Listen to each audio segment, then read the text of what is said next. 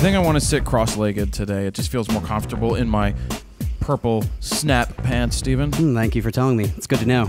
Well, sometimes I'm not wearing pants. That's even better to know. Well, you know I'm wearing pants. They see it on the GoPro. I guess. Well, have I ever sat at the table without pants? No, but you've sat like half naked sometimes. Well, no. You usually only wear socks too every time. You never wear shoes. No, I don't. It's my house. Yeah, I know. I don't really put the shoes on. So I've got the purple snap pants from my costume. I wore them to the gym today because I like them. They're purple. They were out. Like I was thinking of buying black, but then they didn't have black in stock in my size, and I'm like, oh, they got purple. I mean, how can I go wrong? How many people want to wear a purple pair of pants like this? Not many. This guy. This guy. There you go. I like it. Excuse me. Here we go. Are we? Hi. Jared Poland, FronosPhoto.com. Welcome to RAWtalk, episode number 110. That's 110, not 110. I hate when people are like, my phone number is 215-500-5050. It's like, no, I know what they mean. It doesn't matter. It's zero. It doesn't like annoy me or piss me off to the point where I bring it up on a podcast. There's no O on the. If I hit O on the telephone, that wouldn't correspond with the zero. Same thing. No, did you know back in the day? I mean, we're both all younger. I mean, we're all younger. But in Lil's time, they would call like, they had like maybe 5 digits or 6 digits in a phone number. And it was like, ring up the operator like, bling, bling, bling. Because they had to connect you, right? They had to connect me. Hey, could you connect me with 07422? I don't even know. That's probably all wrong. And then they'd connect you. And then you were like, Lassie, come home. Because remember the Lassie and Lassie? Anyway. The house is on fire. Go get help. Lassie, go, Lassie. Oh, Lassie, you're so good. Lassie, why'd you go and pray? Was Lassie a boy or a girl? I want to say boy, but I'm not sure. Somebody's going to yell at me. It's Probably. like a pat. Yeah, What was it? What was it, Sutter? We don't know. It was a dog, wasn't it? Right? Yeah, it was a dog. It's a dog.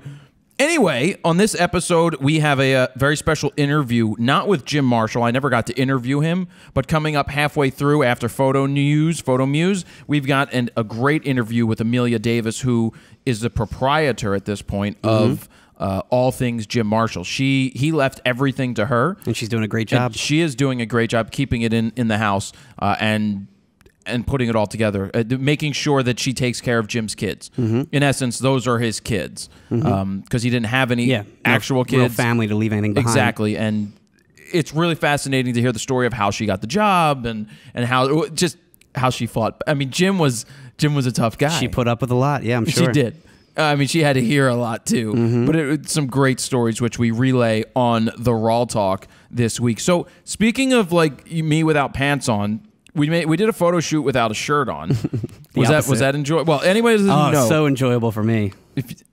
We'll wait till we do the Kim Kardashian one. Oh God, I can't wait. The Kim Kardashian one. Can't wait. Anyway, what I did is, if you haven't seen it, I did a photo shoot. Keira Knightley posted a photo of herself, or they for a magazine. You love her. I love Keira Knightley. She's so nice. She's so nice. So nice looking. Oh, she's so beautiful. She's so tomboyish. I like tomboyish girls. Yeah, I do. Like that girl from... Never mind. Anyway. Well, I guess Hermione was tomboyish.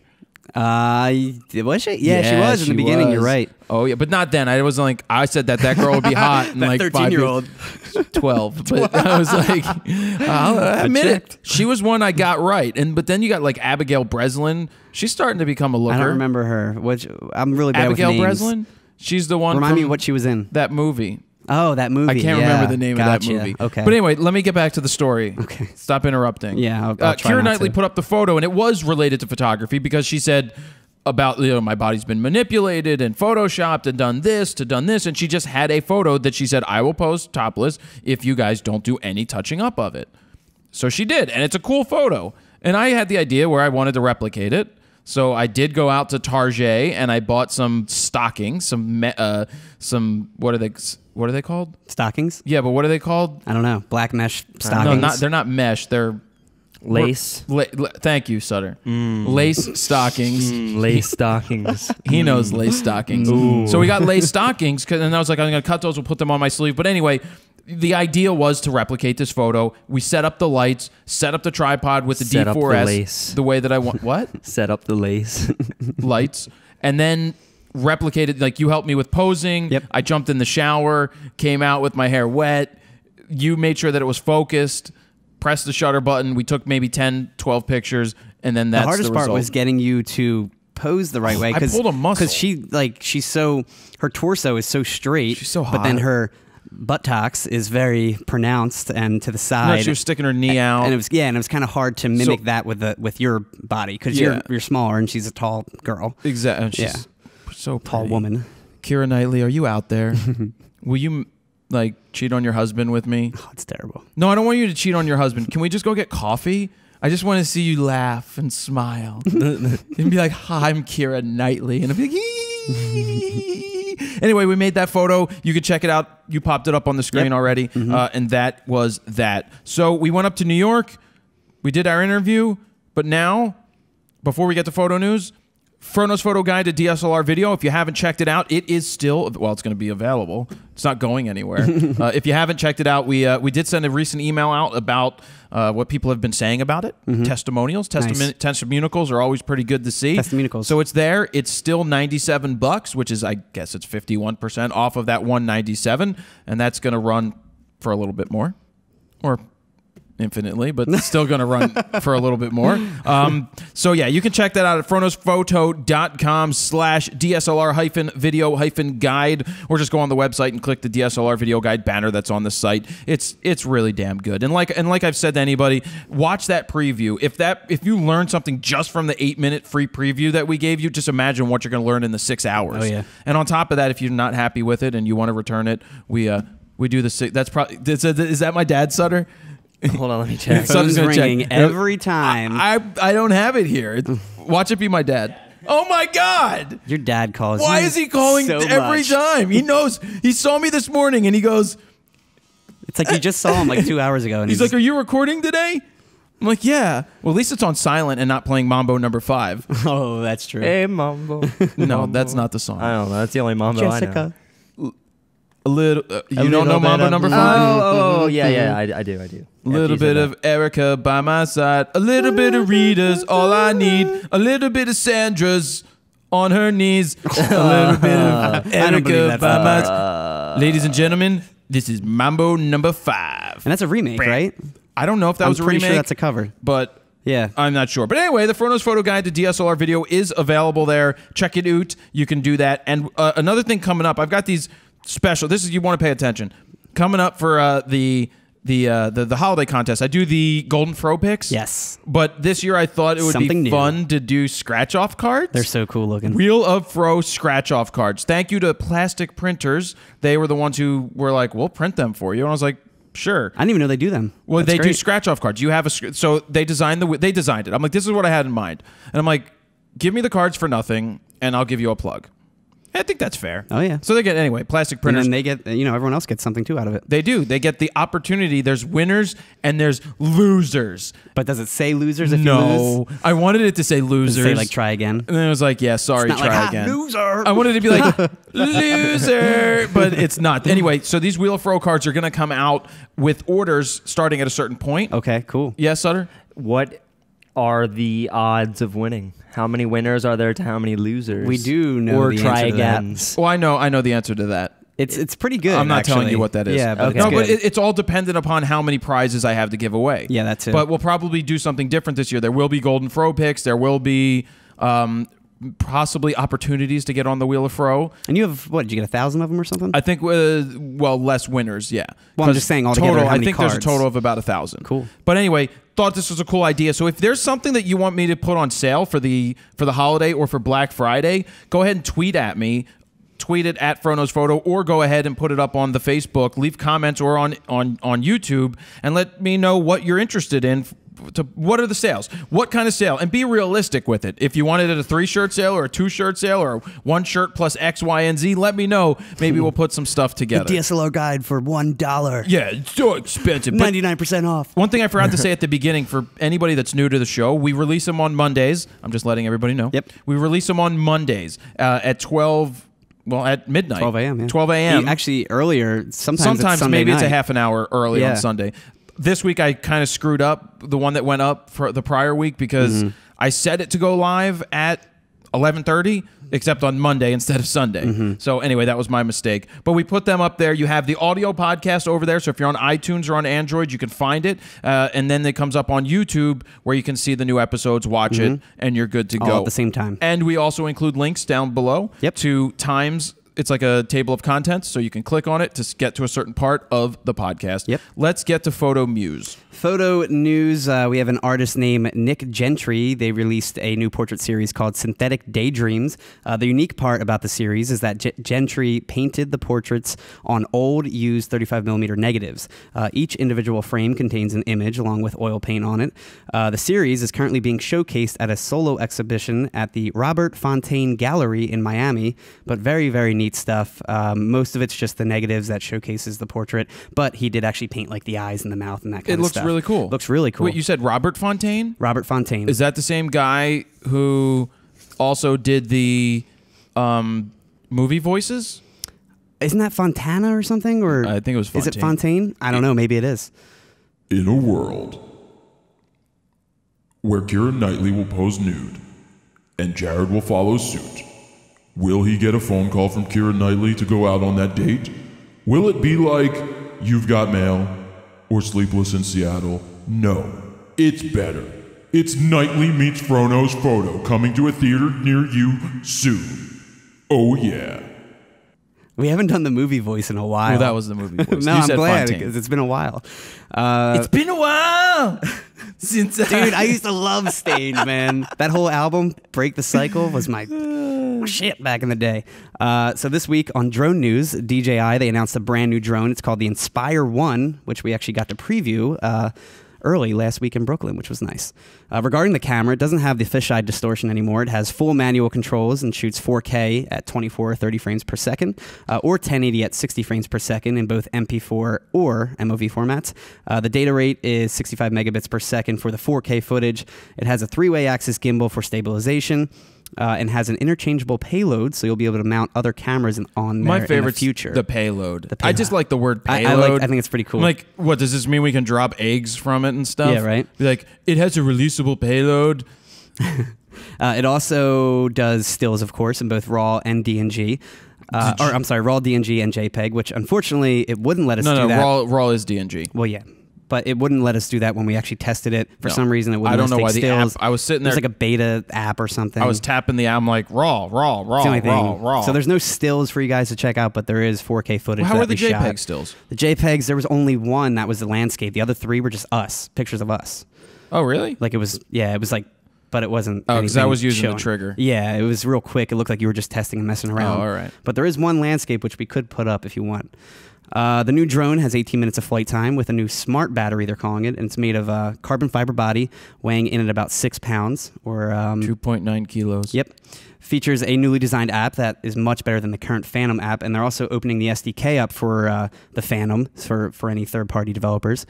One of the big features for this is that it has the option of using 2 remotes, one being for the pilot and one being for someone controlling the actual camera, which is what we did when we tested it out.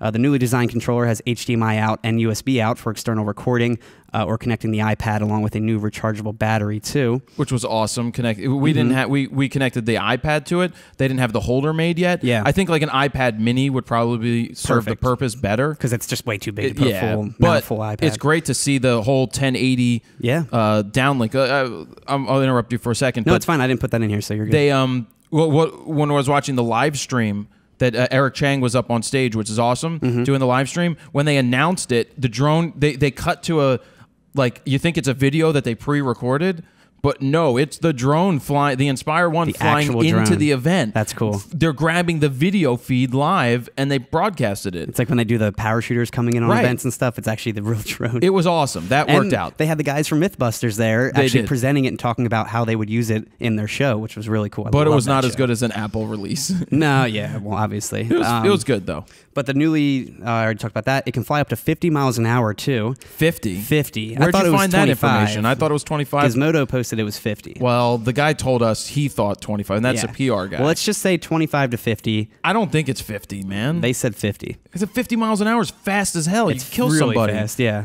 Okay, well, let's say 25 then for now, to be safe. It features a down-facing stereoscopic camera, too, which finds the ground for you and stabilizes when there's no GPS satellite available, which we didn't really get to test that part out, but it is great if you're flying indoors, which you go over in the preview video. Yeah. Retractable landing gear, which we couldn't figure out when we were there I on was site. looking for like that white thing. I'm like, is that We thought the actual feet were going to retract, but it's the actual like frame that comes the whole up. thing moves, which is awesome. It is awesome. It actually might be even better. It's priced in between their Phantoms and higher-end models. It comes in around $2,900 for the drone and one remote, or you can get both remotes for $3,400, which isn't a terrible price in my opinion. Yeah, but an extra $600 for just a remote. A That's a little pricey, but just for the initial package for one remote isn't bad.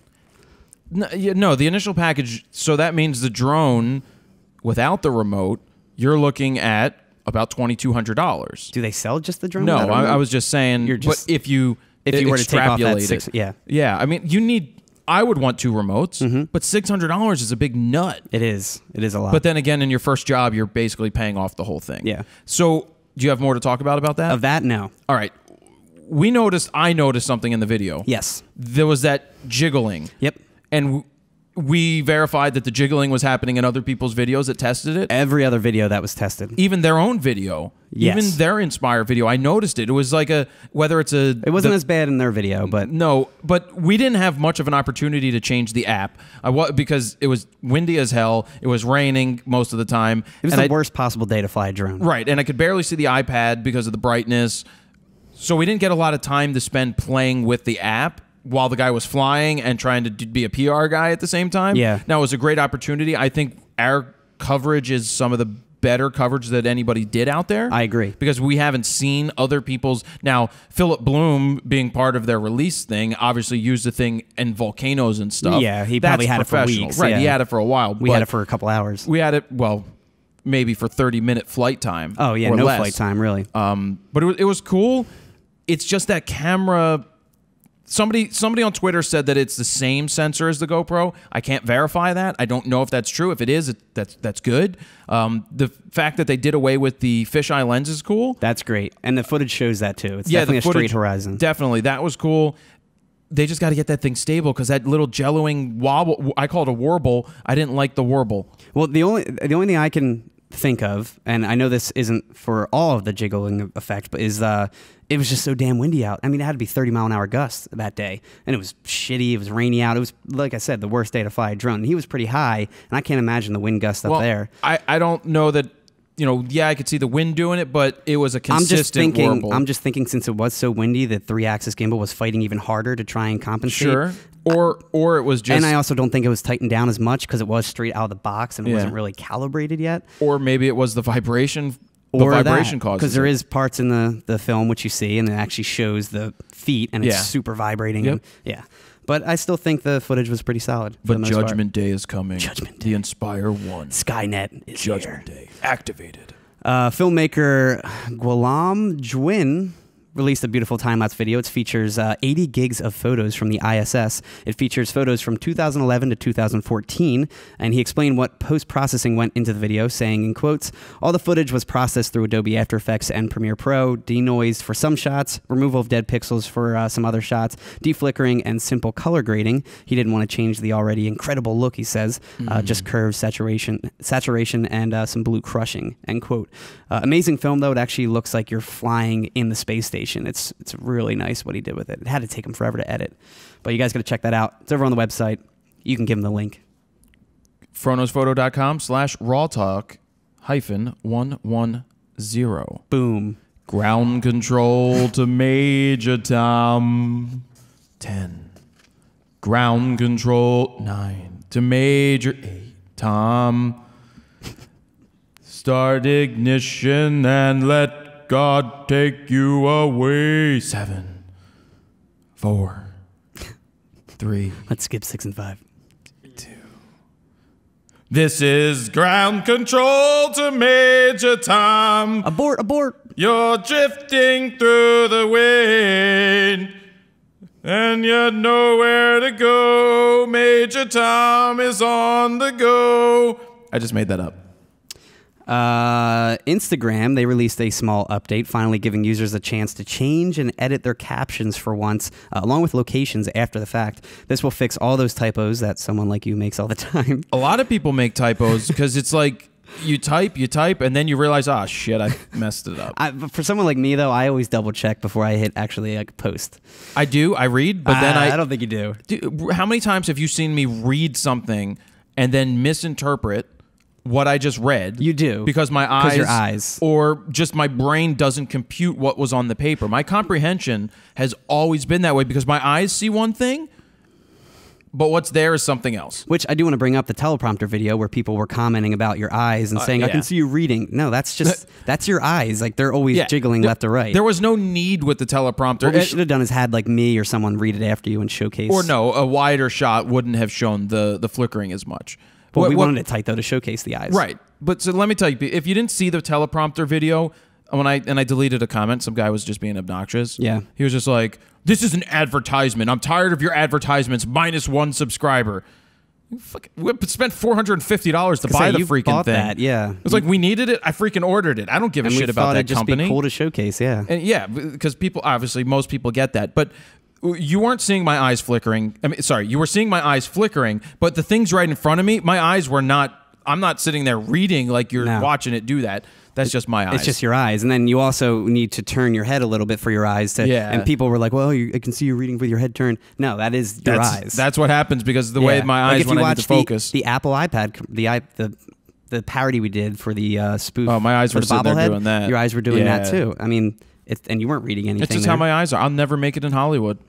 I will never be a star of the big screen. And they can't fix that, right? You said that eye doctor. No, they did. I mean, they fixed. They cut the muscles back in the day. Oh, they did. Well, they did because it was starting to do it when I was straight on, and my head was turning. Photo news. I just wanted to bring that up because it was really annoying me that people were like, you see you read.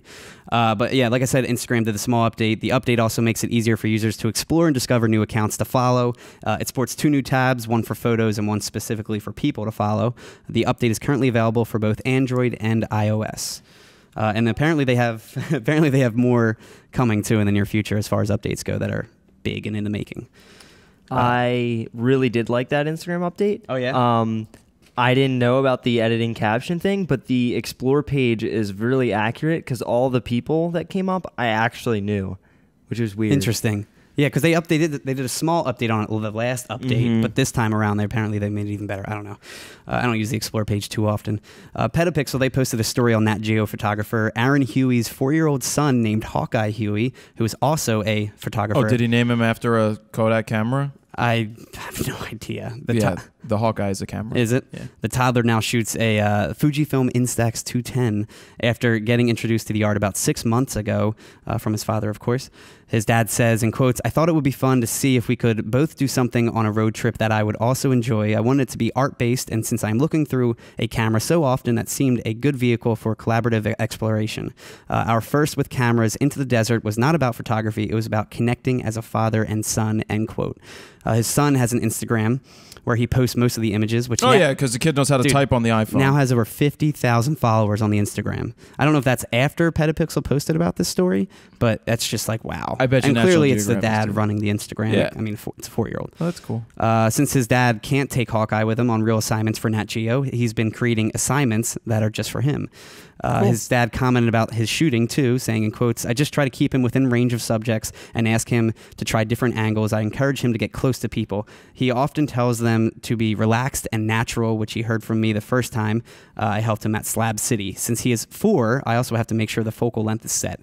There's 2 modes on the Instax. His dad says the point of this is not that he wants his son to follow his footsteps, but more to just create. In quotes, "I'm not attached to him being into photography," he says. "I just want him to keep making and evolving. That would make me very happy," end quote. That's cool. That is cool. I mean, you can't hate on it. I mean, it's cool the kid's getting involved. Just want to see where he goes with it. Yeah, and he pretty much said he just would like him to get involved in something art-based or communication-based. Cool. F-Stoppers has announced their 2nd annual workshops in the Bahamas. This year's Atlantis. You want to go there? I've wanted to go to Atlantis. So it takes place since they made Atlantis. in the Atlantis Resort. It's going to take place May 13th to the 17th in 2015. Over 10 of the top photographers in their fields will share their skills at these workshops, like any workshop, with average classroom sizes being around 10 to 20 students each. Regarding instructors, there's Peter Hurley, Aaron Nace, Mike Kelly, Matthew Jordan Smith, Monte Ism, I'm going to butcher this name, Pi Jersa, Eric Valind, Joey Wright, Julia Kosmenko McKim, Ray Roman, and Rob Grimm. I probably butchered half those names, but they're the 11 instructors that are going to be there. I am not an instructor. You are not an instructor, I don't know but why. you, I think, might be there. I don't know. I'm debating. You're debating. Well, I'm debating going. Just Yeah. to go to the Bahamas for one. It's not the Bahamas. I always wanted to go to Atlantis. Hopefully I haven't built that up so much that when I get there, I go, this sucks. You probably will. But they've got like 10 restaurants. But anyway, I know F-Stoppers did that last year, and they did a whole documentary about what went into it because they took a business risk. They had to guarantee the resort $100,000 in rooms. Wow. So they basically put up the money for it, and they ended up breaking even. Cool. Which is great. The reason we're talking about it is because I thought it would be... It's not something that I do.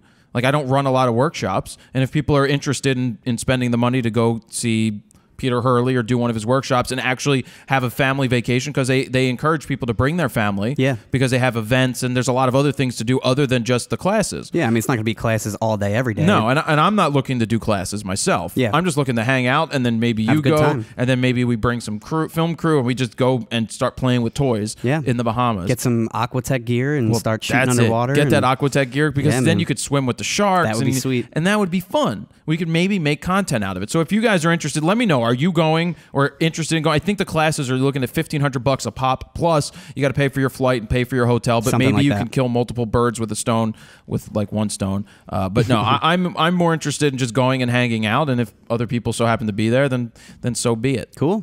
Were you going to go that same week, you think? If I you go? would go the same time as they would. Yeah, because they Gotcha. got parties and stuff Yeah. that we could get into. But it's really cool just to hang out with other like-minded photographers, but be there. So it's kind of like vacation, yet I get to work. Your favorite. Yeah, I like vacation where I get to work. Let's move more into gear news now. Canon, they announced the newly improved 100 to 400 millimeter f4.5 to 5.6L Mark II lens. I think it hasn't been updated for like 16 years. The second iteration of the classic lens is now available, which features 4 stops of stabilization compared to the original 1.5. It has the usual IS modes, including standard and panning. The minimum focus distance has been cut in half from 6.5 feet to now 3.2 feet, which is certainly a plus. This is interesting. The lens also features an improved zoom torque adjustment ring, so you can basically dial in how you want your zoom tension to be. Oh, that's cool. Improved glass, of course, as well. The new lens will run for a retail price of $2,200 and will arrive in December, just in time for the holidays. And that's not a bad price, again.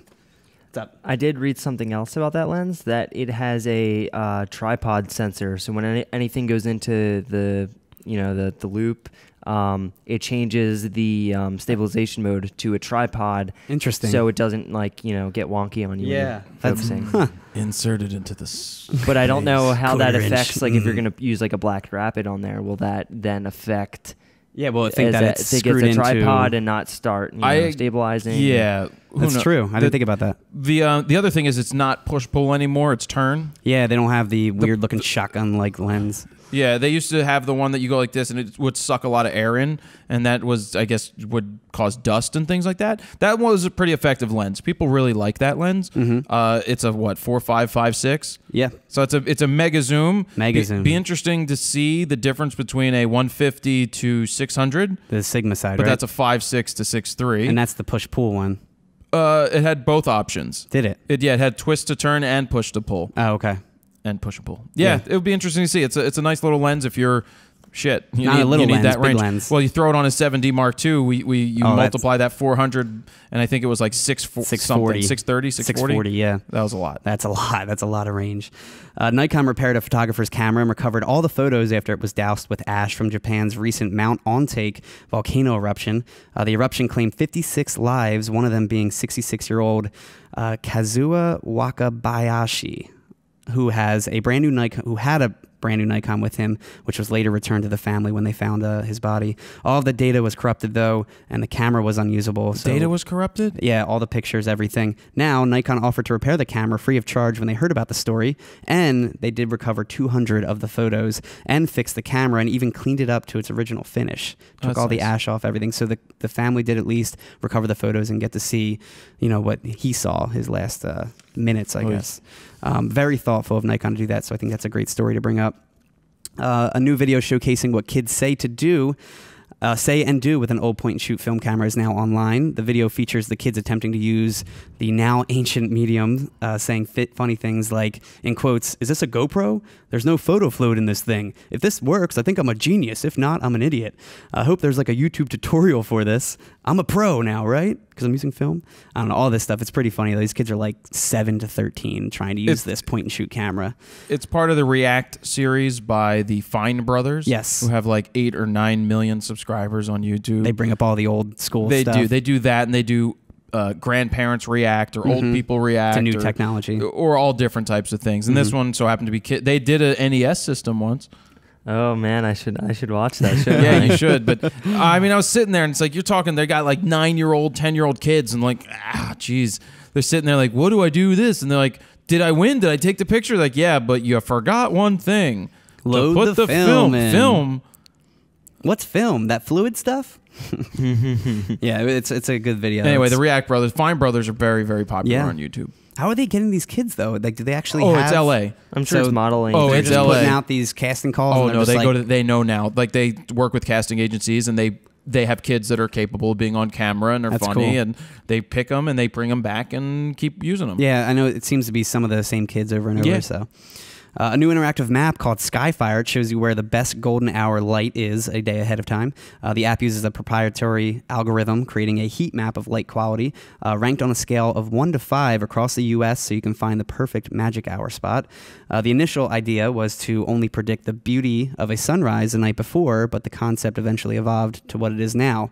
Now it isn't free. For once, it uses a subscription-based model, being about $3 a month or $25 a year, which I think saves you about 30%. But it is nice for those people that want to use that golden hour for portraits or whatever, and they need to know a day in advance. Use the Skyfire app, and apparently it works pretty well. So check that out. Where is that little girl I once knew? Where is that little boy at play? La la la la la, sunrise, sunset, sunrise, sunset, slowly fading away. We need to go see Fiddler on the Roof. Oh my God, that movie again. I've never seen Fiddler on the Roof. You've never seen it, but you always talk about play. it. Oh, the play. Yeah. Oh my God. This is funny. Photographer Sarah DeReamer, she unveiled a new Photoshop series called Hybrid Animals, which mixes together different animals, like say a kitten's head on a penguin's body. Others include a dog's face on a killer whale, a monkey's head on a bird, an elephant's head on a shark, and so forth. She says she did it for practice at first for Photoshop. In quotes, "I started creating hybrid animals as a way to improve my Photoshop skills. I find it fun to mix animals, especially when it creates a startling juxtaposition, such as a ferocious animal on a cute and tiny one," end quote. She sure did that too. It's very well done. She obviously practiced to the point where she made a really solid series out of this. And people love it. What'd she put on Kim Kardashian? On her butt? A That's gross. giant peach or pumpkin or something? So gross. He's so. Oh, I love how the editor came out and said, Broke the internet. She broke no, she didn't break the fucking. Yeah, her ass internet. sat on it. Your fat ass. Kim Kardashian is fat ass. Smothered the internet. Yeah, she's really a great businesswoman with her fat ass. Fucking hate her fat ass. You know what else is annoying about her fat ass is that they're like, oh, it wasn't heavily touched up. It's a fat ass. Anybody knows that her ass is wrinkly and has pimply. But they touched it up. Who had the job of rubbing the fucking baby oil on her ass to make it all shiny? You get that job for doing when we remake the video. No, I'm not touching your ass. Come on, Sutter. Who wants to rub the? You can do it yourself. I'll rub the. I'll take be the all picture, like, but you can do it I'll be yourself. all like, yeah, Oh, rub the God. baby lotion. No, but no, it's so annoying that she's out there they're putting this photo out there and trying to say that it's not touched up or that it's touched up lightly. It's photoshopped. Put out your real ass. Here's a challenge to you, Miss Kardashian sex tape woman. Put out your real ass. And you know the racial connotations that are involved with it? No. I didn't fully read the article, but there's something about an African-American woman and a champagne glass on her bottom, and they're replicating it, but it's an old, like, racist thing. Oh, really? Yeah. I didn't see that. I don't like Kim Kardashian. I can tell. And you know what? Kanye? Rant. I like his original stuff, though. You like his original stuff? Oh, yeah. I just High can't stand School or his- whatever it was called. his, High School Dropout his or it was ego, College man. Dropout. Well, his ego is pretty bad. It's enormous.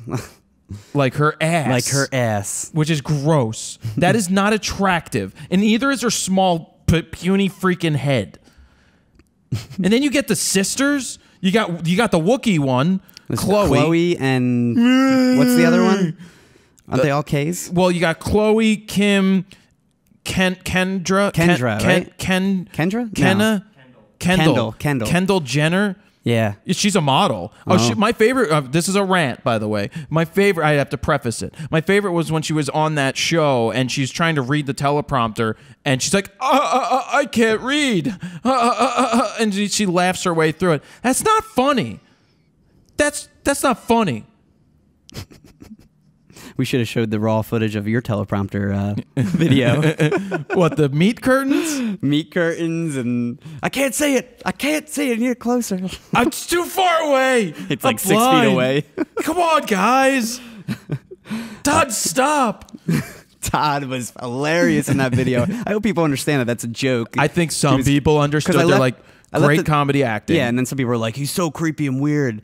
But at the end, I left the laugh in so they get it was a joke. They got to watch that Mr. Wives video. Oh, yeah. Todd is in a Reflections. new music video. Funny. That has over 1 million views Yeah. now. Mr. Wives. Look for Todd in it. He plays the janitor. The crazy janitor. We have one last story. Phase 1, they announced their new A series of medium format mirrorless camera systems. This new system combines rodent stock optics and ALPA bodies, making the first digital medium format camera system without the use of a mirror and in a much smaller package. The lower end. You know what else comes in a smaller package? What? Not Kim Kardashian's ass. The lower end A250 model is 50 megapixels and features a CMOS sensor. Then you have the A260, which is 60 megapixels and a full frame CCD sensor. And then you have the A280, the flagship, which is an 80 megapixel full frame CCD sensor as well. No real concrete info or press release has been revealed, though, at the time of this recording just yet.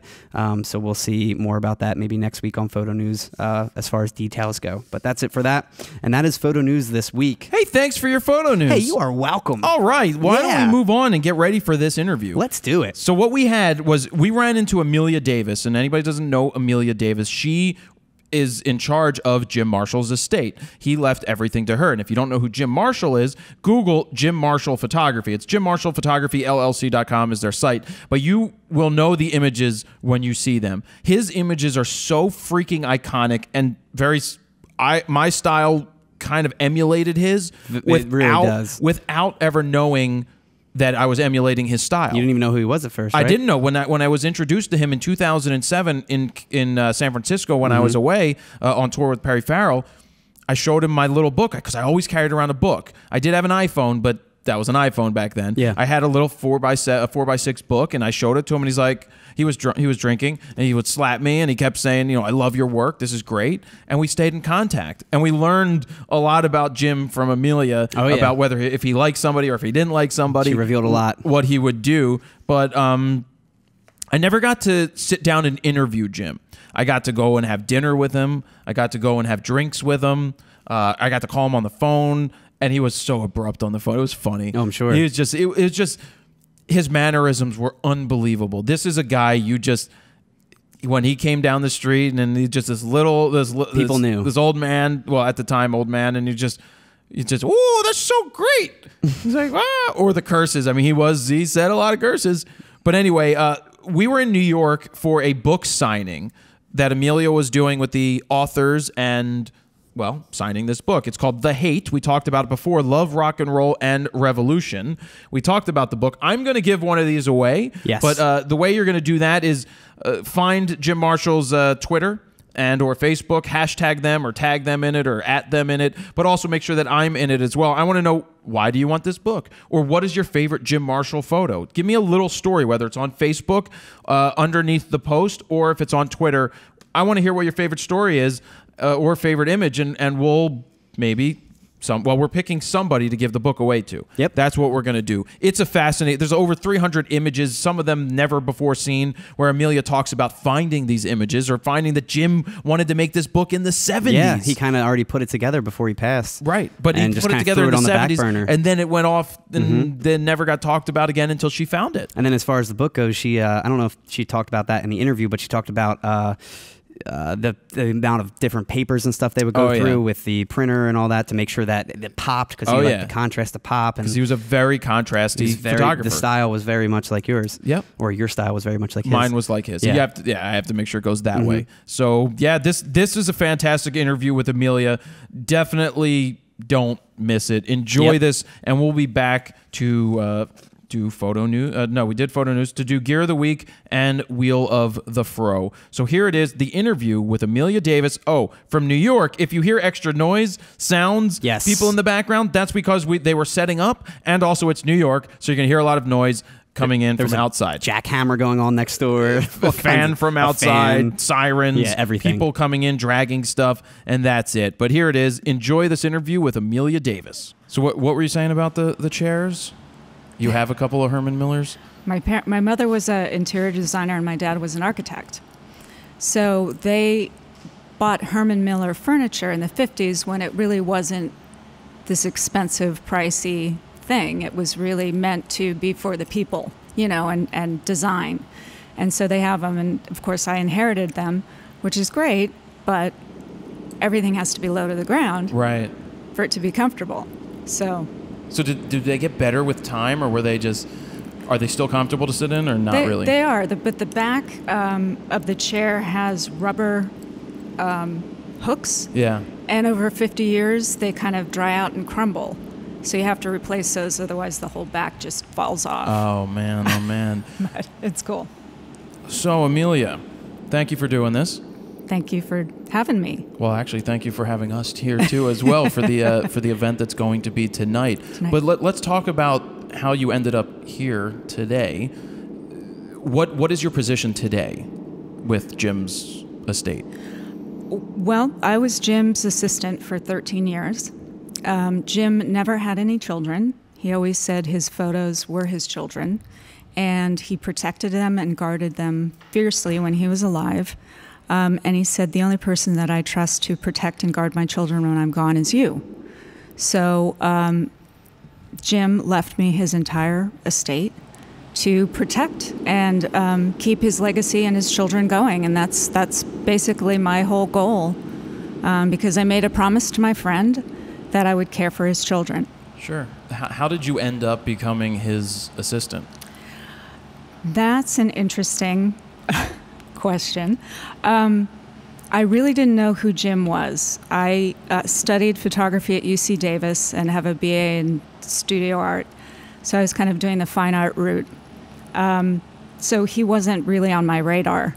When I moved back to San Francisco and trying to make it as a photographer myself, I was doing a book on breast cancer survivors called The First Look, because my mother was diagnosed with breast cancer, and I went through the journey with her, and I felt it was really important to use photography as a tool to show what it looks like, because nobody ever does that.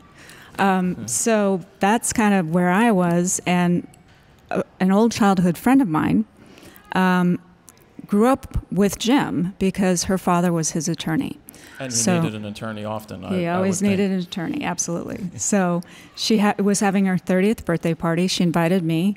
I went, and I saw this strange little guy shuffling over, with a camera around his neck. And he said, "Hey, how are you? I'm Jim Marshall." And for me, it was wasted because I really had no idea who Jim Marshall was. So I said, "Hey, it's nice to meet you." And he goes, "What do you do?" And I said, "Well, I do photography." He said, oh, I do too. He said, what are you working on? So I told him a book about breast cancer survivors, and he said, wow, I think that's really important. He goes, I have a lot of friends who've had breast cancer, and I think the doctors sew them up and don't care what they look like. And he goes, I've seen better, Thanksgiving Day turkeys. So I'd love to help you however I can. So that's how it started, and we started talking, and he said, where do you live? And I said, well, I live on Pond Street. And he said, where's that? And I told him, and he said, oh my God, I live a block away from you. And I said, wow. And he goes, I live in the Castro. And I go, that's where Pond is. And he goes, wait. He looks at me and goes, wait a minute. Are you gay? And I looked at him, I go, yes, I am. And he goes, oh, I'm always attracted to gay women or married women. And I looked at him, I said, that's your problem, not mine. And he laughed and he goes, I think we're going to be really good friends. And so the next day he literally called me up and he said, hey, I really liked you. Would you come over and have a cup of coffee? Scotch. Scotch was later. But I had a cup of coffee. And then I actually, when I walked into his apartment and saw the iconic photographs, then I said, oh my God, that's who this guy is. And I felt really stupid for not knowing who he was. Well, he probably respected it more. Yeah. He probably liked the fact that you weren't fawning all over trying to get something from him that, because you didn't realize it. And I mean, when I first met him in 2007, I was at a Bloomingdale's with Perry Farrell for a John Varvatos event back in the day. And I obviously am familiar with his work, but I was never familiar with the man. Right. And then so they introduced me to him, and he had a Scotch in one hand and he had his Leica in the other. Right. And I showed him my book, and then he started slapping me in the face, being like, I love this. And he's like, he's like, I love you. And then he gave me the finger, and I took his picture, and then it made sense. And then he gave me his number to stay in touch. And every time he came to New York, he would literally go to the bar and have a drink with him. Yeah. And that was cool. That was Jim. Yeah. Well, there was you either loved Jim or hated Jim. There was absolutely no in between. And he either loved you or hated you too. And so I always say, if Jim loved you, he would lay down in a truck, an oncoming truck for you. If he hated you, he would be the driver in the truck that ran you down. Right. And it was and that's how he lived his life, So you came by in a certain period that was, because I know he went through the 80s were tough? 80s were really tough. But, leading up to starting in the 50s when he's shooting Coltrane and shooting all these jazz musicians. And I mean, those stories are fantastic. If anybody out there can find the early books, Truth. Well, no, Truth was Trust. later. Trust was later. But there's Proof. Proof is amazing. Jazz, which he was really proud of, which I think really got overlooked because a lot of people pigeonholed Jim as a rock and roll photographer, which really, really bothered him because he actually did start out photographing jazz. And he was very proud of that and proud of the fact that he was able to gain the trust of these old black artists who were very distrustful of, people. And are you going to rip me off? Are you going to do anything to, not show me in the right light? And so he befriended them. And once he befriended them, it was okay. The world opened up for him. I mean, I love the story in the book where it talks about how he ended up getting in. Was it with Coltrane? Yeah. Where he gave him a ride? He did. So, yeah. It was in North Beach in San Francisco in 1960. And that was really when jazz was it was at its height in North Beach. You had 3 jazz clubs, but you also had the beat poets from the 50s. So it was kind of this interesting collision of the beats, city lights, and then jazz, which all went together. So Coltrane was playing at the Jazz Workshop in North Beach, and Jim was backstage taking photos of him like he did. And then they were on the street, and Jim saw him just wandering around. And he goes, hey, John, what's up? And he goes, hey, Jim. He goes, what are you doing? He goes, I'm trying to figure out, do you know how to get to Berkeley? And Jim said, yeah, why? He goes, well, tomorrow I have an interview with Ralph Gleason, who was the jazz critic for the San Francisco Chronicle. And I have no idea how to get there. And Jim said, well, I'll drive you. And he said, really? And he goes, yeah. So Jim picked him up, drove him there. And Jim was the only photographer there and was able to just shoot away and click away during this very informal interview that Ralph Gleason had with John Coltrane. And some of Jim's most iconic John Coltrane were from that photo session. It was all natural light. Jim, rarely used flash or floodlights. And it's a testament to Jim, I think, his genius as a photographer, because he was completely self-taught. He used an all-manual camera, a Leica. So he really had to know, if you go into a lighting situation, what the f-stop is, what the film speed is. Just all of that came naturally to him. That's the thing with photography that a lot of people don't have today. Yeah. Is that you can't, you walk into a situation like this and you go, all right, I'm going to go to, say, 5,000 ISO at 1/160th of a second, about 3.2, and we're probably pretty darn close if that was the guess for what it was in here. But it's pretty amazing, especially with the Leica. You have to load your film. You have from one the roll, bottom, right? But then you don't get to change your ISO, right? But the problem, the hardest thing has to be focus. How the hell was he focusing all of these shows and getting them tack sharp? Because his stuff is right on. Like, you can. I'm still trying to get Danny Clinch on. Yeah. But Danny has a way of shooting a different style than what Jim was doing, which was more of there's motion and there's some blurriness to it. But Jim's stuff is tack. It is. And I have no idea how he did that. I don't think he did either. It was just, like I said, it was so natural to him that he knew his equipment. He just was able to do it. And, he was able to really get the decisive moment, which Cartier-Bresson would always talk about, where it's the exact moment, and if it's a second later, you've missed it. Yeah. And Jim just was able to catch that moment. Did you have a love for music beforehand, before meeting Jim? I did. Yeah, I had a love for music, but certainly not. It wasn't my thing, and that's why it was such an interesting friendship, I think, that he and I developed, because I think Jim's photography is documentary photography, and I think it's subject-driven as well. And some of the subjects happen to be musicians, and you shouldn't just pigeonhole him as a music photographer. He photographed people in their environment and with what was going on at the time. I'm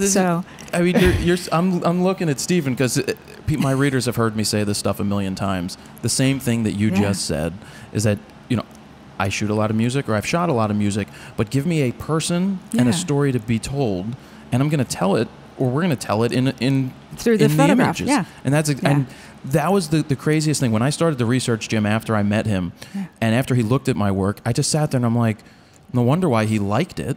It's basically the same thing that he was doing then. Right. I'm kind of emulating now without even knowing it. Yeah. And so that's why we got along very well. And he did ask for one of my photos in trade.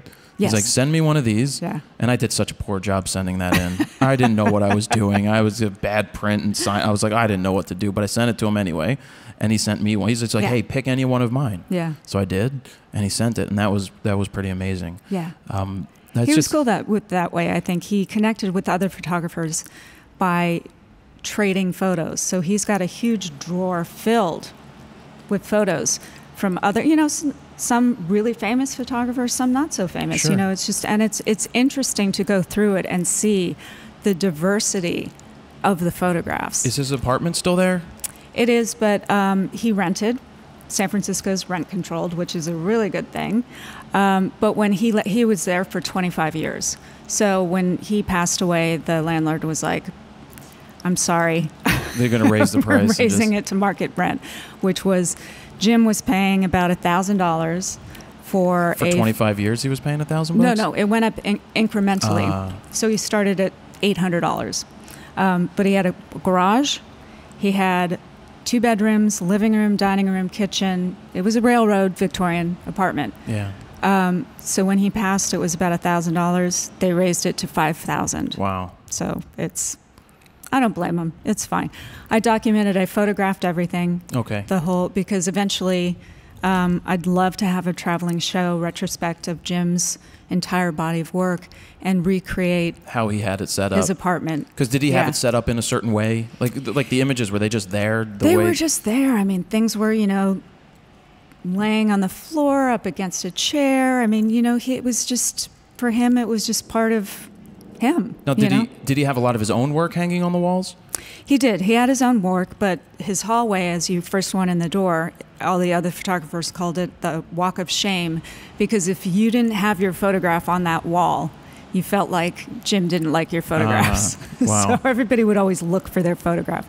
But when you started getting in there 13 years ago, was it a tough thing, or did you have to kind of fight back? Because he was abrasive. He was very, yes. I think abrasive is an understatement, but did you have to give it back to him to gain the respect? I did.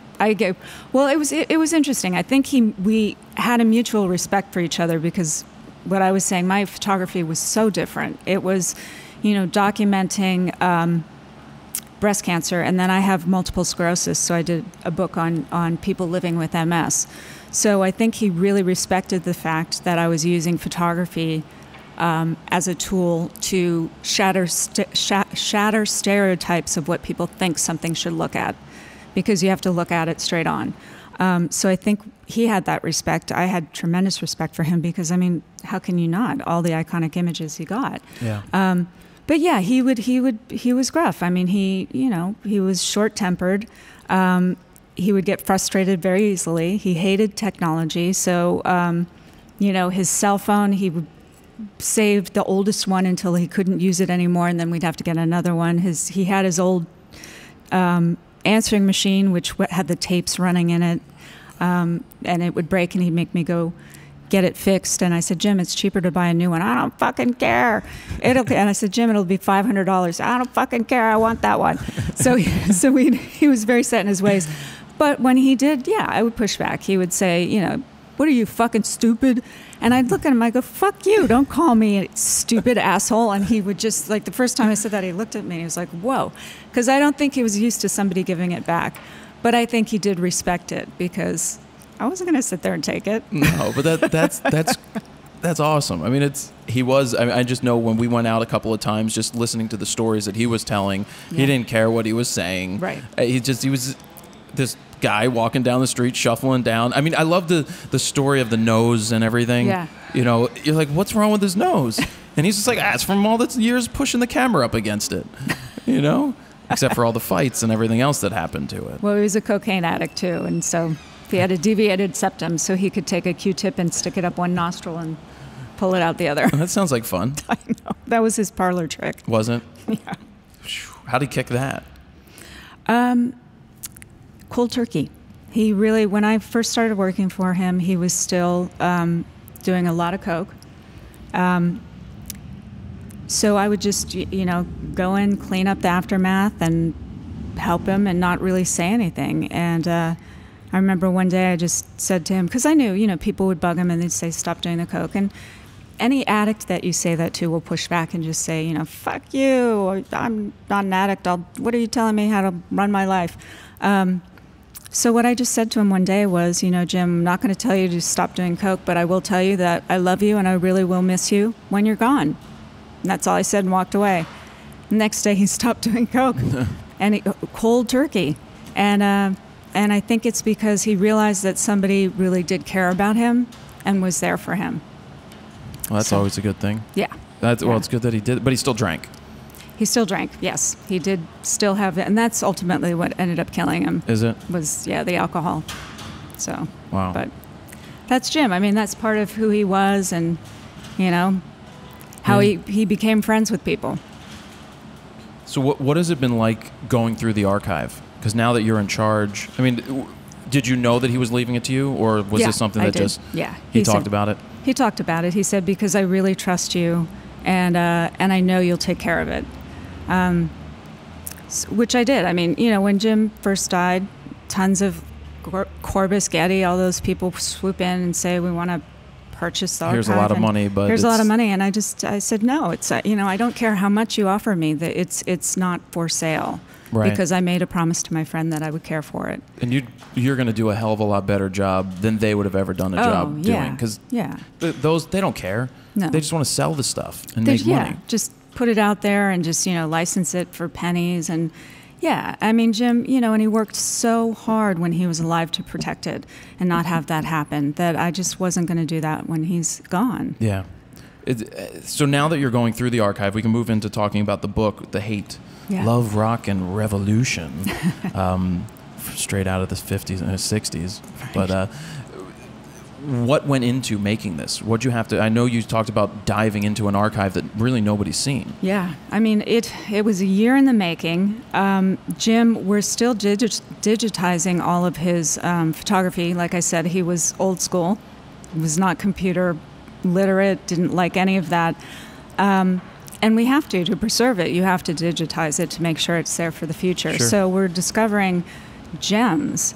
And one of the things that happened when I was cleaning Jim's apartment out was I found a book that actually said the Haight. And he had printed photographs, cut them out, pasted them on pages, and had little ruled lines that were straight for the text.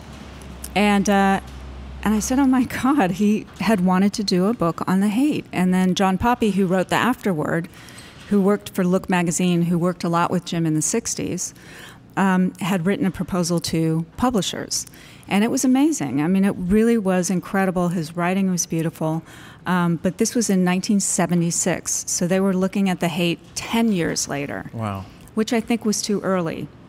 And so no publisher ever accepted it.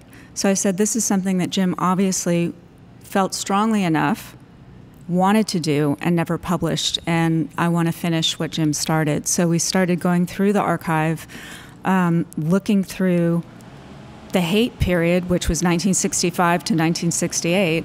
So that was probably, it was over 3,000 proof sheets, which is over 100,000 images.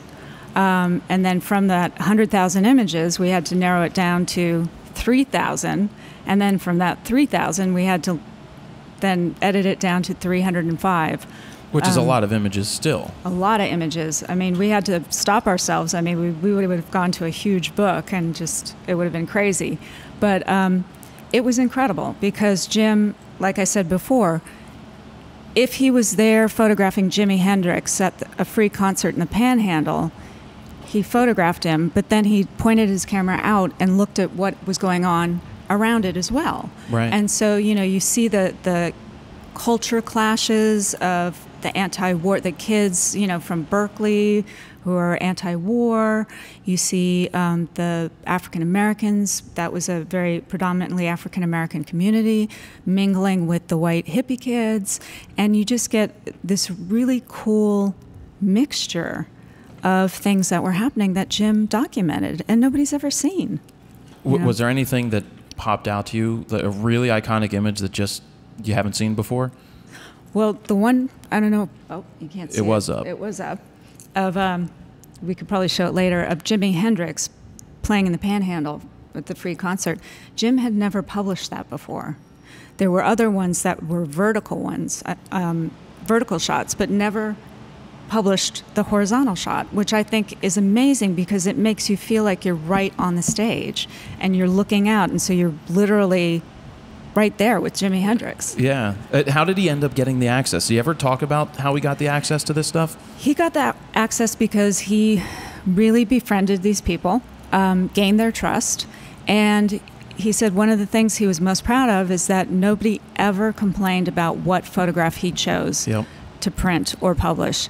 So they knew that, I mean, they'd party. They would be in compromising situations. Jim, he was clicking away, but he would never dream of releasing a photograph like that, and they knew it. And which is so hard today when we have all these restrictions put upon us. Like, I know when I get calls or try to shoot a show and they send me to the publicist and they're like, first songs and you're out. Right. First 3 songs. I'm like, then I'm not shooting. Right. And I remember Jim talking about that. He's like, if I'm shooting for you, I shoot everything or go fuck yourself. Exactly. And that's what he would tell them. He did. And it's like, you either give me all access to get what I do because that's why you're hiring me, or you don't. And I remember having that discussion with Jim a long time ago. Yeah. He walked off of jobs. He said, fuck the money. If you're not going to let me do what I do and what I love, then I'm out of here.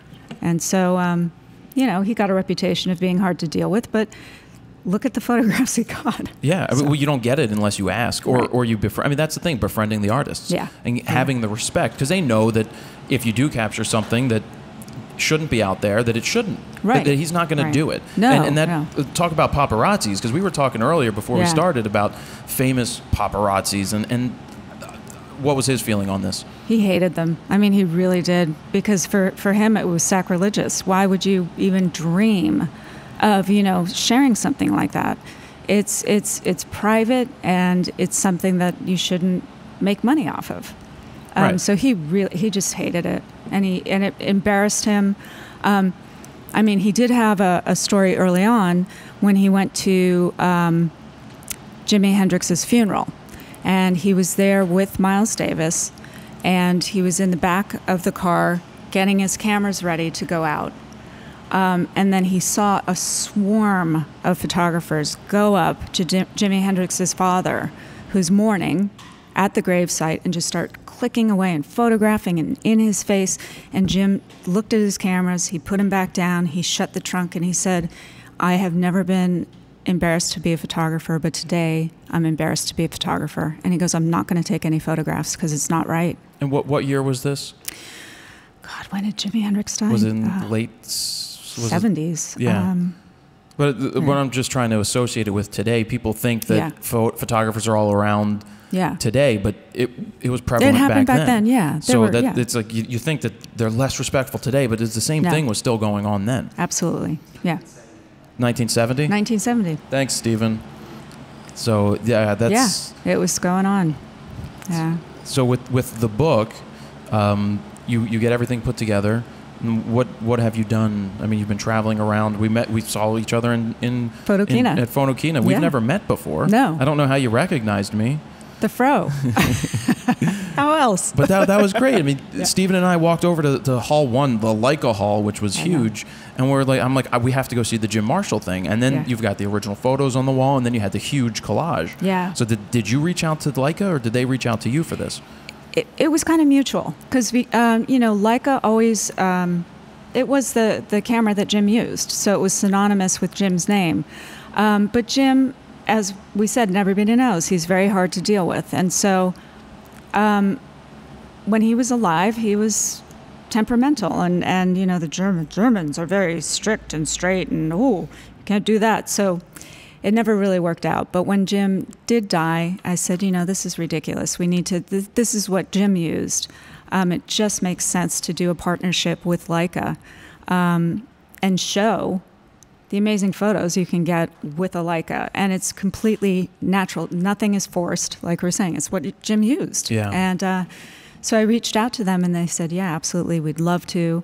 We're doing a big exhibit at Photokina, which is going to be about music this year. And they said it's perfect to highlight Jim and his work. And so that was wonderful. Now they're taking the show that we did at Photokina, and they're traveling it in Europe at the Leica galleries in Europe. So that's wonderful, because Jim really stayed in the United States and didn't get a lot of exposure in Europe. So it's really, I'm excited about taking Jim's work and his legacy and sharing it with Europe. Sure. So there's two things, because I don't want to forget what I was going to say. But I remember the photo from Woodstock. He has about 6 Leicas around his neck. He does. That's great. And then the other thing is, being that new people are being exposed to his work, are you still selling art prints? Are there still things for sale? We are. Jim, it's always hard when a photographer suddenly dies and they don't prepare for it and know it. Somebody like Herman Leonard, who was sick, knew he was dying. So his estate was able to have him sign prints, so they would have them after his death to sell and make money for the estate. So we were not in that kind of situation. So whatever Jim had signed and was on hand in the archive when he died is it. Wow. So what we're doing, we're very conscious of that. And I've made a conscious decision with the signed photographs, to never print photographs that Jim signed and printed during his lifetime. Because somebody who is an investor or a collector, has really spent a lot of money on this photograph. I believe there were, 10 grand at the time? When he was alive, it was like 10 grand for one of those large prints? Yeah, they could vary. And now they're up to, 50,000. Are they really? Yeah. So which one, like Johnny Cash giving the finger or something? Johnny Cash giving the finger, yeah. They're up there. But that's because there's only a certain number out there, and that's it. Wow. We're not reprinting them. But we are printing limited edition estate prints, which I'm only doing 25 of. So they're very small editions. But they're of images, so many of these images, like we said, from the Haight, that are iconic images that nobody's ever seen, that Jim didn't print during his lifetime. I think it would be a real disservice and a shame for us not to allow somebody to, purchase that and have it on their wall at an affordable price. Right. So that's kind of what we're doing. So there's only 25 of each one of those? Of each, yeah. And when you say affordable, what are we, like 10 grand is affordable? No, it steps up. So, depending on the size, it can start at 3,000 and step up. So 3,000 is a lot cheaper than 50,000. Sure. No, that is. But I remember like thinking about one of those prints when they were 10 grand. He's like, I think he only made like 100. Was it 10 in a series of those really big ones? The big ones, yeah. I should have bought one back then. Yeah, you should have. Should have been like, Jim, I want that one. You should have. I have two smaller ones, and they're all numbered. Yeah. On the back, there's a sticker. Was that your doing? Keeping track of who on it the went back, to? No. Jim was actually very, very organized himself. A lot of people thought he was a hot mess and just, But not when it came to his work. Not when it came to his work and his children. He was extremely organized, and he had a 3x5 card on every single subject with the corresponding proof and negative number. So if you said, I want to go find Jimi Hendrix, you pulled a card, and every single image that he had in his entire archive was numbered on that 3x5 card. Wow. So he did make it easy for me in that sense. Yeah. That it was already organized. Well, what was your day-to-day there when he was around? What was your day-to-day? Well, with Jim, by the time I met him, this was in 1998, he really wasn't photographing a lot anymore. He had the majority of the work that he had done was in the 60s and the 70s. The 80s was I kind of call those the dark years for him. He was very addicted to cocaine and just kind of out of it. So when he started to come out of that, he was more accessible, more reachable, started showing in galleries and, getting his work out there and people realizing who he was and collecting his work.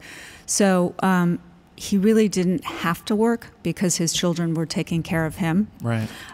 Which was nice because that really doesn't happen to a lot of photographers, So one of the fortunate things I think for Jim was when he died, he was already getting recognition. So he really felt the love and the recognition that people gave him, whereas a lot of photographers and artists die without getting that recognition. So I think Jim was fortunate in that sense that he was able to really know how important his work was and know that people really appreciated it. So kind of the day-to-day was just taking care of Jim and making sure that, we got things done, that things were filed, that, we were having the images printed and signed that needed to go to galleries. So it was more, kind of it's funny, my role was more, he called me Davis. He didn't call me Amelia, he called me Davis. So he'd be like, Davis, what do we have to do today? And so it was more of kind of, a mother, a mixture of a mother, a daughter, a caretaker. It was just all rolled into one. It probably kept him going. I think so. Yeah, because it gave him kind of a goal. And so that was nice because he didn't have any family, he didn't have children. So he was lonely in a sense. He lived by himself. And so, I think for him it was really nice to have somebody that he could depend upon. Well, I think through the years he had, the musicians were the friends. Right. And a bunch of them went. Died, yeah. With Janice, we were shooting Janice and Jimmy, and then and they a died. lot of the guys that he photographed were just. He saw a lot. He was there for the history of rock and roll. He was, yeah. At least he was there for the death rattle. At least I'm there for that. So speaking of a movie, is there any chance there will be a feature film? Not a because I know a documentary never was made. No, I would love to. We're putting our feelers out and checking it because I think it's a truly interesting life that Jim led. Really. I've heard stories. Yeah. Some people have told me stories. I don't know if can I tell it? Can I mention? You tell me if it's real or not. Sure. I don't know where he was, but he put a loaded gun in the mouth of a housekeeper at a hotel and pulled the trigger and it backfired. It didn't fire. Somebody was telling me that story. He got kicked out of the hotel for that one.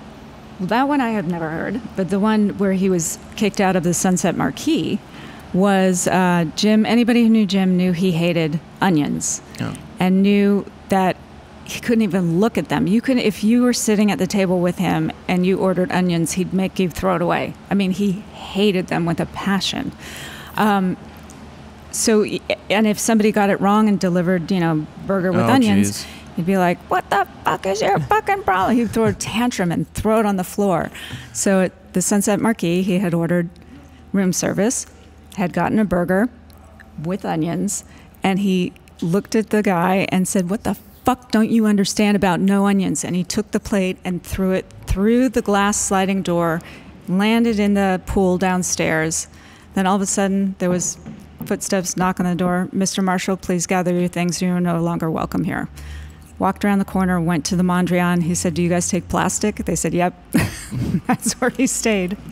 So who would play Jim if you had to pick an actor? God, I don't know. That's a good question. Danny DeVito. Danny DeVito. I just thought of Danny DeVito. I mean, close, right? No. Short-wise, yes, but no. I don't know. I'd have to put some thought. It'd have to be somebody, There are a lot of parts to Jim. Pacino, yes. Pacino would be great. he could do it. He could. And who would you want to play you? To play me? Your role in the God, who 1998 and on. I don't know. I don't know either. I don't know. But that'd be interesting. I know. Wasn't it that his character, one of the movies, what is that movie? The Vietnam movie. Oh, Apocalypse Now. That's based off of the Dennis photographer. Hopper, yeah. He based his role off of Jim because Dennis Hopper was a photographer himself.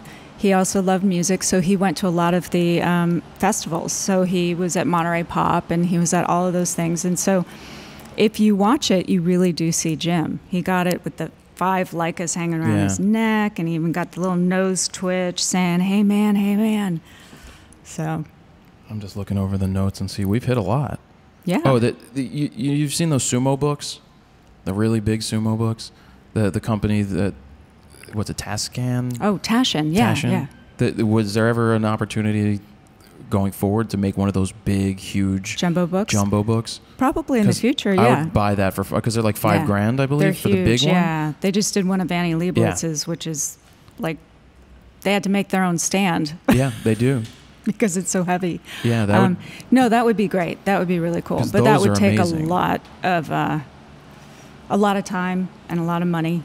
Yeah. Because we'd have to go through millions of images to come up with something. So is that what the future is? I mean, you still have? Were there roles left developed to be developed? Everything was done. Everything was done. And he had contact sheets of everything. Yeah. So we could see. I mean, Proof was my favorite. Yeah, me too. I just love love because how many photographers show you their work? Never. And he showed everything. He did. He was one of the very first photographers. Now, photographers are doing it more and more, but he was really the first one to come out with that book. This was in 2004. But it's true because he felt that confident about it. He said, I'm a good photographer. This is the one I picked, but that doesn't mean that there aren't other good ones on the roll.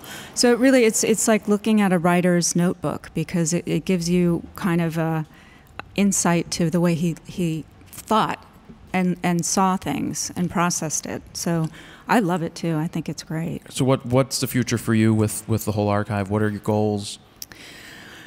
Well, is to continuing to look through it and find more and more treasures and putting more and more books out there because I think that's a really great way to get it out to the mass public. To keep his legacy alive, we're doing a lot of shows. Our partnership with Leica, so we're doing a lot of traveling shows. We're talking with UC Berkeley about setting up a scholarship program in the School of Journalism in Jim's name. So really doing things that I think keep Jim's legacy alive, So because so many times when somebody dies, it's locked up in a safe and never seen again. Yeah. And, I think Jim's work is too important for that to happen. Absolutely. So it's some of the best work out there from that whole era. It is. And it's nice to see it. And like we're saying, it's pieces of history that will never happen again. I mean, you just don't get that access as a music photographer today. Well, you may get the access, but you don't own it. You don't own it, exactly. That's very true. And Jim owned every single image that he shot. He was very smart in that sense. And again, if they wouldn't let him own it, he said, "Fuck you," and he walked off. Yeah. Which isn't the easiest thing to do. No, it's not. And, I think, he didn't have money for it. He was scrimping by for a long time because of the way he chose to proceed with caring for his photography. So where can people find more information about the new book? You can go to our website, which is jimmarshallphotographyllc.com, or you can go onto amazon.com. Amazon, I know people love and hate it, but it's where I order all my books. Amazon is the monster these days, and that's where you can get it. Barnes & Noble's, your local bookstores too. And then just keep your eye out because we're going down to Washington, D.C. on Thursday for a book signing at the Leica Gallery down there. And then we'll be back in Miami at the Miami Leica store, gallery, and we're going to be doing a show as well as a book signing and talk. So, very cool. Yeah. Awesome. Well, thank you very much for taking the time. Thank you. Thanks for having me. No I hope problem. I wasn't too... You didn't say the most F words of ever. No, I just love hearing the stories. Yeah. I think everybody at home good. will love hearing the stories as well. Well, good, definitely. And the book will show you all of that too. So I'm really proud of the book. Like I said, it took a year. Really made sure that we chose the photographs that, meant something and had the stories behind it and really represented what was going on at that time. All of the diversity, all of the craziness, and like I said, it's 50 years later, and looking back on that now, we see how we still are affected by what happened then, especially in fashion. Oh yeah, well the fashion comes back. Yeah. Now the 80s are back, and I hate it. Ugh, High-waisted pants on girls. Oh, I know, not my good. favorite. No, me either. So I think we should end on high-waisted pants on girls. On girls. Sounds thank good. you, thank you very much. Thank you. That was an awesome interview. She's so nice. There were times I was just sitting there smiling And from funny. things she said. Oh, Yeah. She was very funny. The F-bombs rolled. We should have prefaced sweetly. it with earmuffs too. Oh, I forgot. Earmuffs. After the fact. 40 minutes ago, earmuffs. Yeah. As usual. Oh, my bad. Earmuffs. Maybe you put up an annotation. I'll Be like, this is a rated R interview.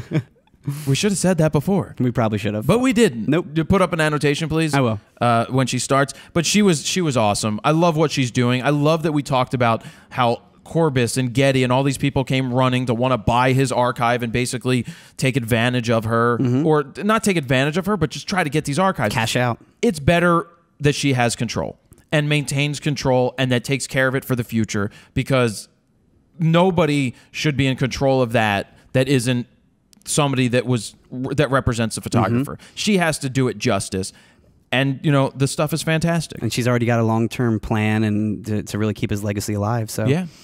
Yeah. So like I said, the book, you can check it out on the Amazon. Or at a bookstore near you if they still exist. This is the Haight Love, Rock and Roll Revolution. That's what it says.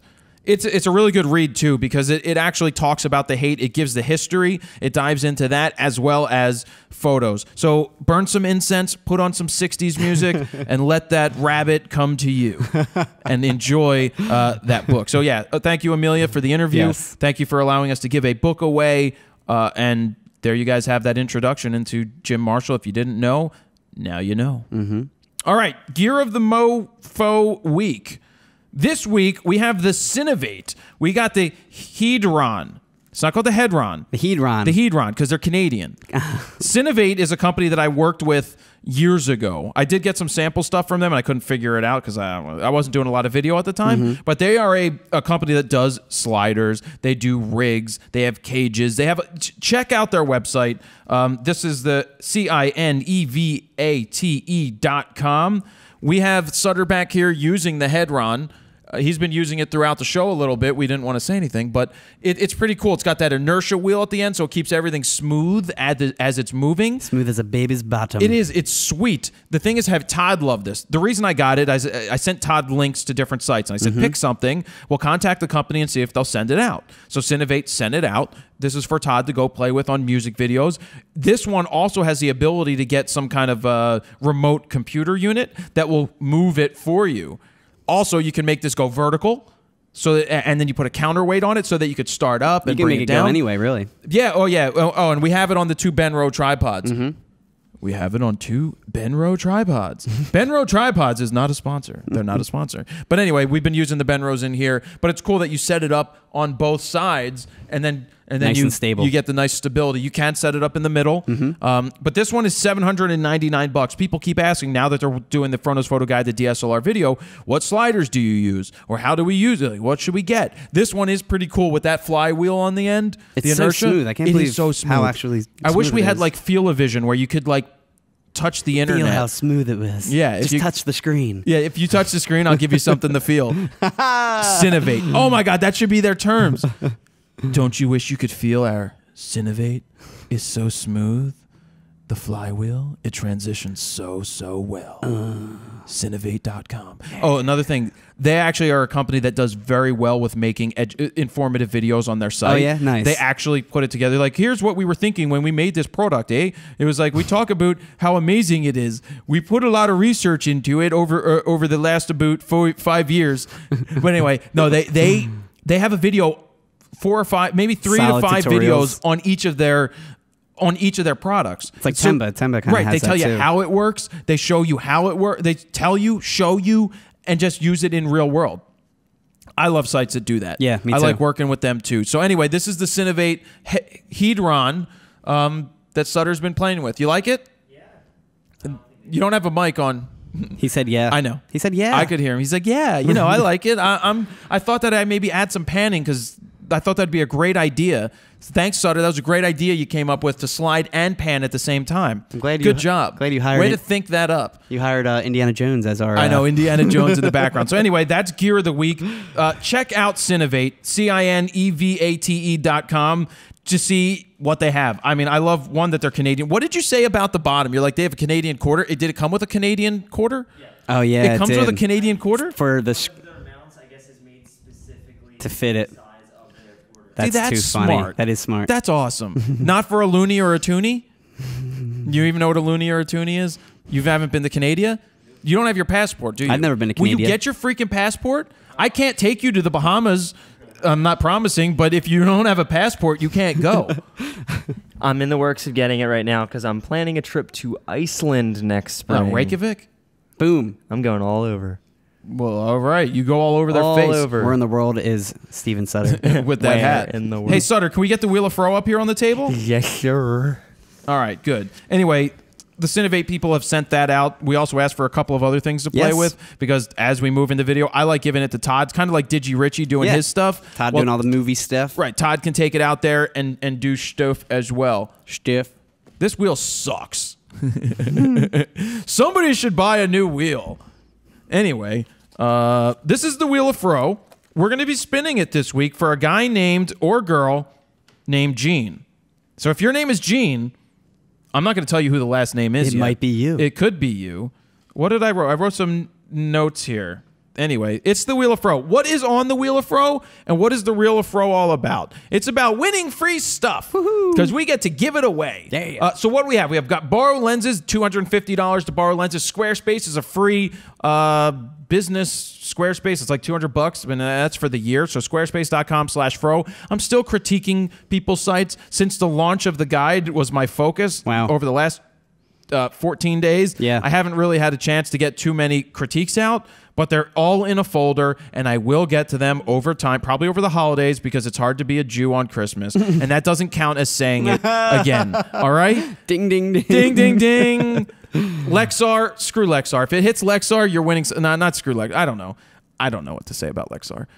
We don't use their cards. I use all SanDisk. I do. I use Lexar You cards. use Lexar. That's why it's on there. And their hub. And we use the hub, which I like the hub. And we're waiting for the new hub for Thunderbolt. I don't know why, but anyway. Black Rapid. You can check out my Black Rapid strap at store.fronosphoto.com. If it lands on that, you win a strap. If it lands on Fro Prize, you can pick anything you want from the Fro Prize. Question mark, anything on the wheel except the DJI Phantom.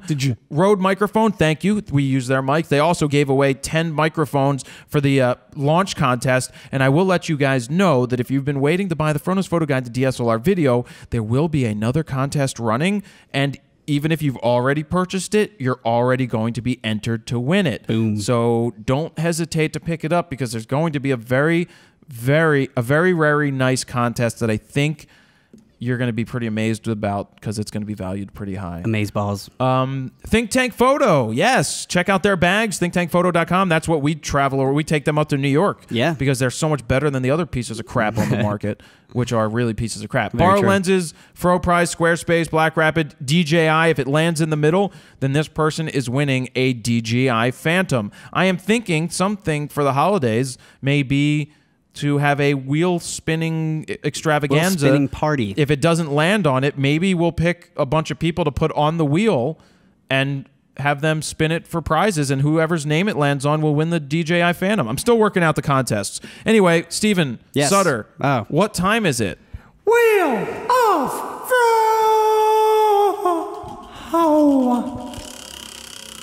Around and round it goes. Where it stops, nobody knows. The Wheel of Fro is going to stop for Gene. Oh, snap. On the, not the DJI Phantom this week, Lexar. I don't want to give him the Lexar. I'm going to spin again. What if they want Lexar, though? Well, if you want the Gene, if you're a guy or girl, I'm going to give you the option of one or this, the Lexar prize, or the prize that it's going to land on now.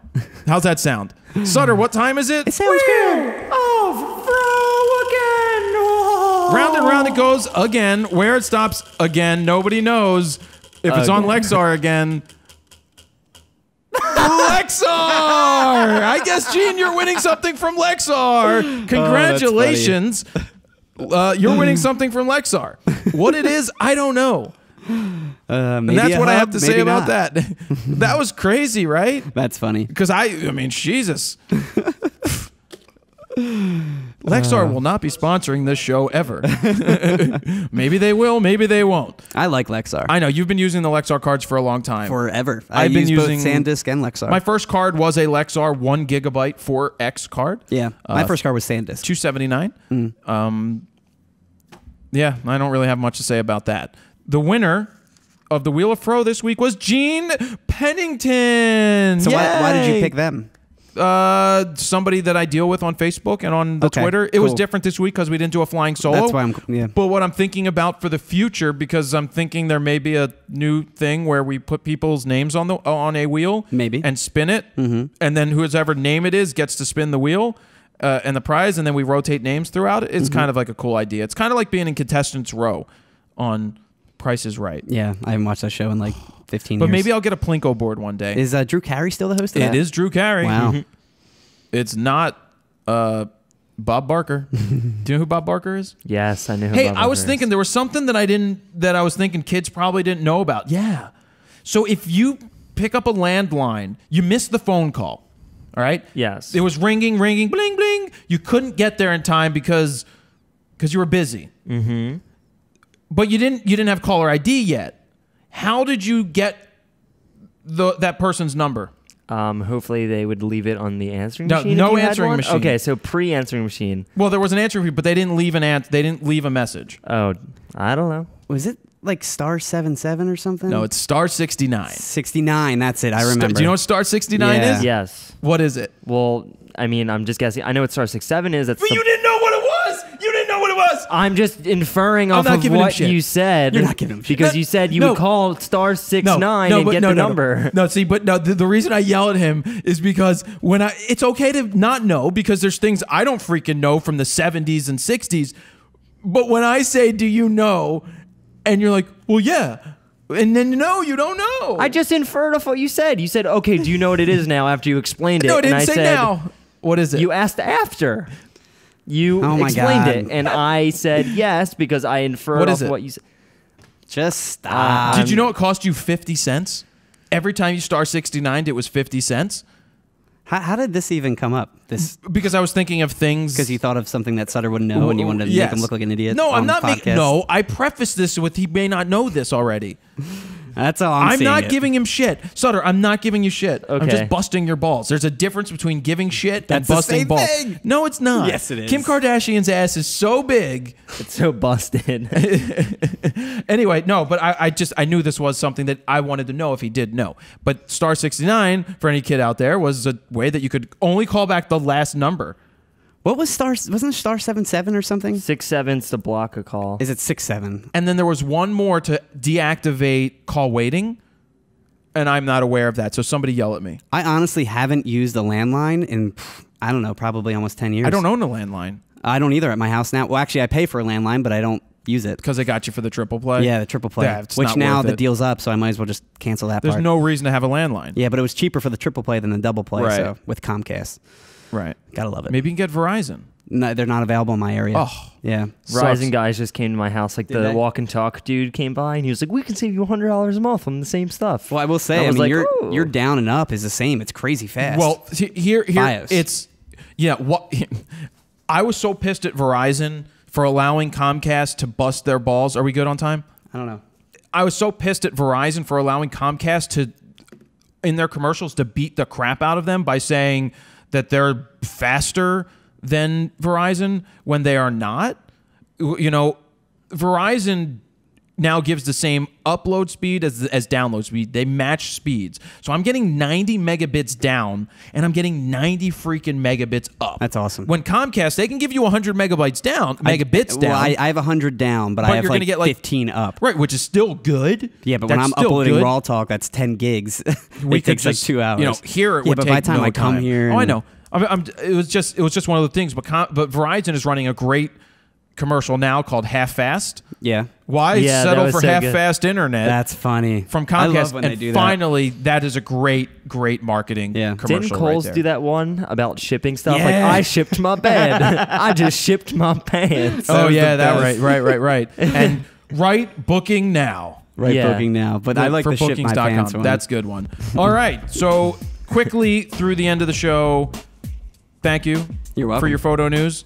Sutter, thank you for running the Cinevate Gear of the Week. Sure. The Hedron. Check out Cinevate.com. Thank you to Amelia Davis for allowing us to come up there and interview her before Yeah, the big book thanks. signing. Be sure to tweet and hashtag and Facebook and YouTube us what you think about not what you think about the book, but why you want the book and what you think of Jim's work, maybe your favorite thing, and the Wheel of Fro landing on Lexar twice. That is where we're gonna call it a day. To check out more information about RAWtalk, you can go to phronosphoto.com/rawtalk-110. Thank you to Rode Microphones, using our microphones. Thank you to Atomos, continuing to use that Atomos, and the Atomos Ninja contest is still going on. Be sure to get involved with that. Thank you to allenscamera.com, DJI for giving us that thing and for giving us a preview of everything. Oh, yeah, for sure. Thank you to Plastic Printers, because these cards are going to be going out in the mail with orders. Goodie cards. When you can scratch to be a winner or a big loser. a loser. Jared Poland, phronosphoto.com. See ya.